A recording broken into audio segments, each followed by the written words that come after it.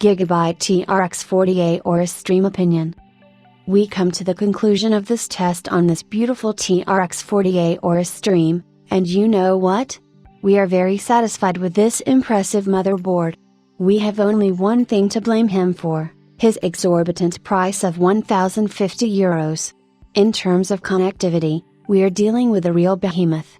Indeed, first important point, we can place 4 graphics cards in dual slot. This immediately makes it a favorite card for certain specific uses. In addition, we have 4 SSD slots in M.2 format and of course NVMe compatible, all on the latest Key 4.0 standard. For the network part, Wi-Fi 6 802.11 NACS is of course present. Is that not enough for you? 2 10 gigabit Ethernet ports with aggregation to take advantage of a 20 gigabit network. Will you be fine? We also have plenty of USB 3.2 Gen 2 ports.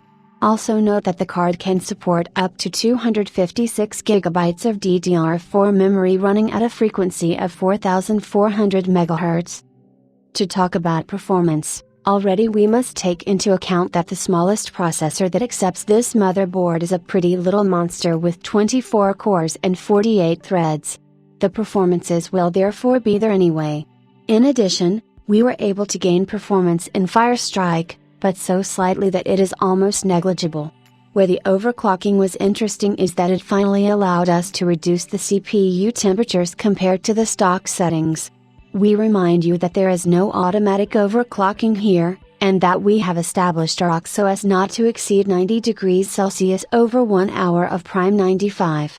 To talk about the temperatures of the supply stages, more commonly called VRMs, they are very good. In addition to having 16 real power phases, something rare enough to emphasize, the cooling system is efficient. Thus, there will be nothing to fear for his equipment.